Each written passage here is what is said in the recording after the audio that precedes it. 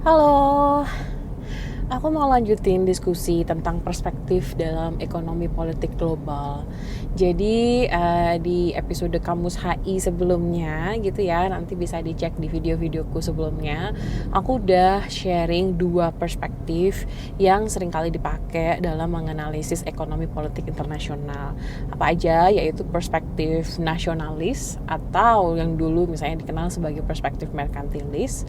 Lalu yang berikutnya ada perspektif liberalis gitu ya, yang saya kira dua perspektif ini tuh menjadi perspektif yang paling dominan kalau misalnya kita memperdebatkan isu-isu di bidang ekonomi politik.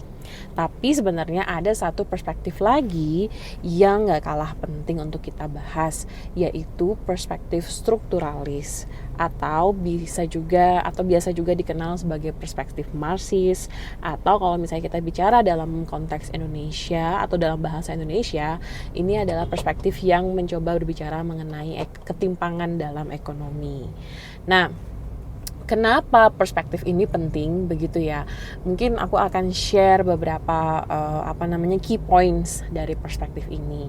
Yang pertama adalah tentu kalau misalnya yang liberalis itu kan lahir sebagai bentuk kritik dari perspektif nasionalis atau merkantilis sebelumnya.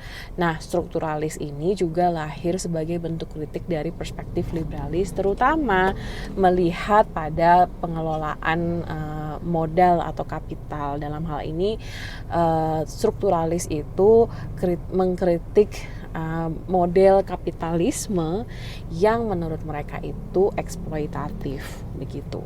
Jadi salah satu pemikir utama gitu ya berkembangnya ide mengenai strukturalis ini tentu adalah Karl Marx, di mana Karl Marx itu mencoba melihat kalau misalnya boleh aku ceritakan secara sederhana gitu ya, Karl Marx itu mencoba melihat bagaimana satu produk atau suatu barang itu diproduksi. Jadi melihat realita di pabrik itu seperti apa, terutama realita pembagian kerjanya seperti apa.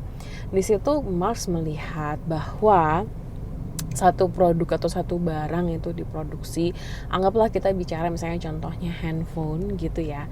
Nah, menurut Marx handphone itu ketika dia diproduksi itu kan juga membutuhkan energi atau tenaga dari pekerjanya begitu ya, membutuhkan waktu, membutuhkan kreativitas dari pekerjanya. Tapi yang dia seringkali temukan dalam realita produksi barang ini adalah bagaimana sebenarnya nilai pekerja gitu ya, itu sering dianggap lebih rendah daripada yang harusnya dia dapat gitu. Kenapa? Maksudnya gimana gitu. Nah, yang sering menurut Mas secara sederhananya melihat realitanya, kelompok pekerja itu sering diupah lebih rendah daripada yang seharusnya mereka dapatkan gitu. Perhitungannya kalau dalam konsepnya tuh ada istilahnya use value sama exchange value. Use value itu adalah nilai yang dikeluarkan oleh pekerja untuk membuat produksi suatu barang. Mungkin kalau handphone terlalu kompleks kali ya. Tapi misalnya mari kita lihat pabrik baju gitu ya. Dan ini kita pakai pekerjanya misalnya penjahit gitu. Waktu yang dikeluarkan oleh penjahit untuk menjahit baju gitu ya, tenaga yang dikeluarkan, waktu ini kan bukan hanya waktu yang dia pakai untuk bekerja, tapi ketika dia bekerja ada hal-hal yang dikorbankan oleh pekerja ini, misalnya waktu bersama keluarga gitu ya. Nah, jadi menurut Marx energi, waktu, kreativitas yang dikeluarkan oleh pekerja, tapi ini bukan hanya bicara mengenai pekerjaan fisik ya, tapi kita juga bisa bicara dalam tataran pekerjaan ide kreativitas gitu ya. Itu seringkali nilai yang diberikan itu lebih rendah oleh si pemilik modal, dapat gajinya, dapat upahnya lebih rendah dari yang seharusnya. Sementara yang mendapatkan nilai upah paling tinggi justru yang kontribusi fisik dan mentalnya itu paling sedikit dalam pekerjaan itu. Jadi teorinya adalah exchange value. Exchange value itu nilai yang dibayar transaksi, dapat gajinya berapa gitu ya. Exchange value selalu lebih rendah dibandingkan dengan use value, atau gajinya, upah pekerja itu lebih rendah dari nilai produk atau nilai kontribusi yang seharusnya dia kasih. Nah, sering familiar nggak gitu ya dengan realitas seperti ini? Kalau kita lihat misalnya di dunia kerja, itu kan seringkali orang-orang yang bekerja lebih banyak gitu ya, orang-orang yang berkontribusi lebih banyak itu justru mendapat reward yang lebih sedikit karena ada masalah hierarkis, ada masalah pembagian kelas. Nah, itu yang juga diadres atau didiskusikan dalam pemikiran strukturalis ini. Kenapa kok bisa muncul exchange value yang lebih rendah daripada use value? Karena dalam realita produksi barang, masyarakat itu dianggap tidak rata gitu ya, kita tidak equal, tapi dibagi kelasnya. Ada 2 kelas setidaknya yang sering akhirnya berseteru, yaitu kelas pekerja yang berkontribusi pada produksi barang dan jasa ini, dan satu lagi adalah kelas pemilik modal yang kontribusinya itu adalah hanya memberikan modal gitu, yang memberikan uang begitu.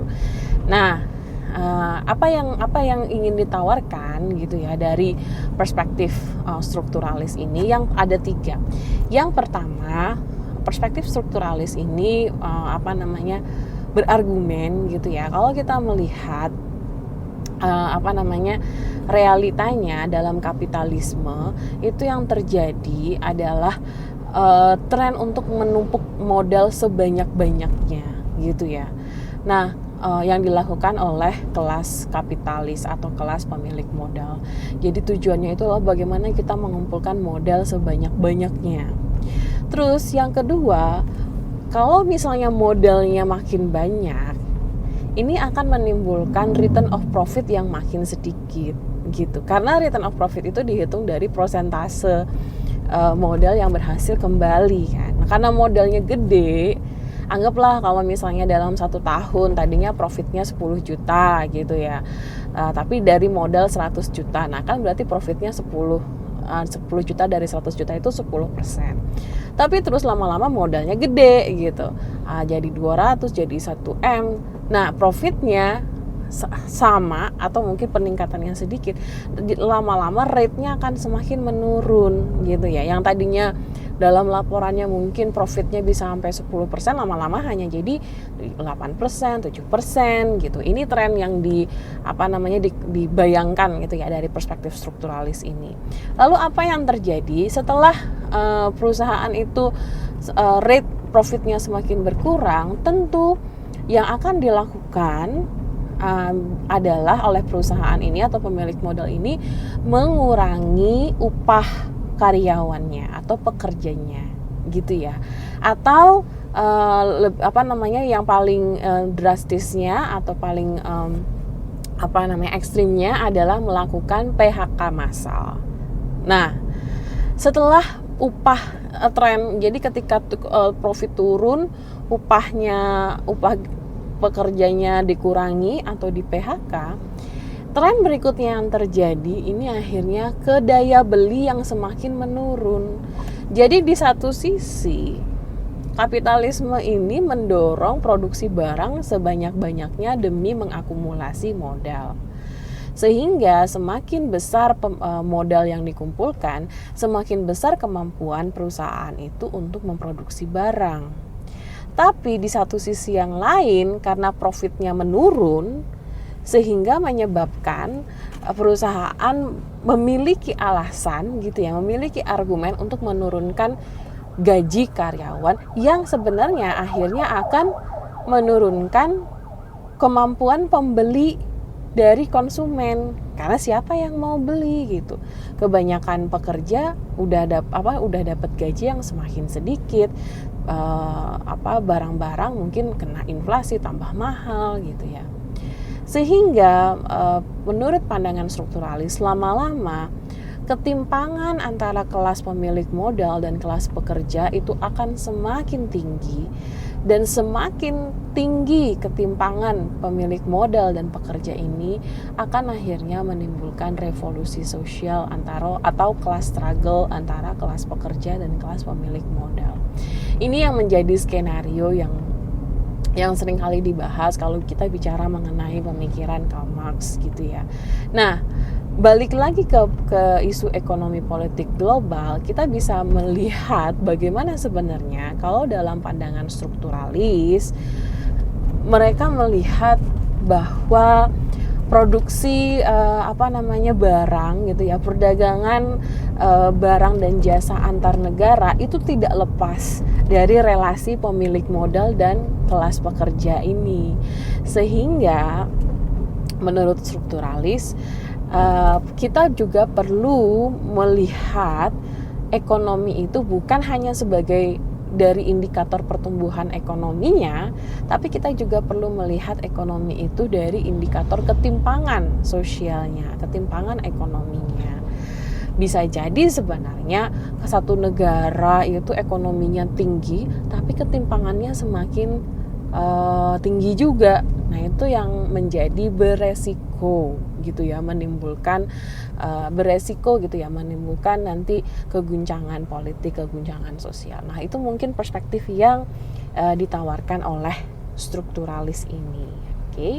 Nah, di video berikutnya aku akan bahas bagaimana kita bisa mengkomparasikan, membandingkan gitu ya ketiga perspektif ini, nasionalisme, liberalisme, dan strukturalis. Terima kasih yang sudah mendengarkan.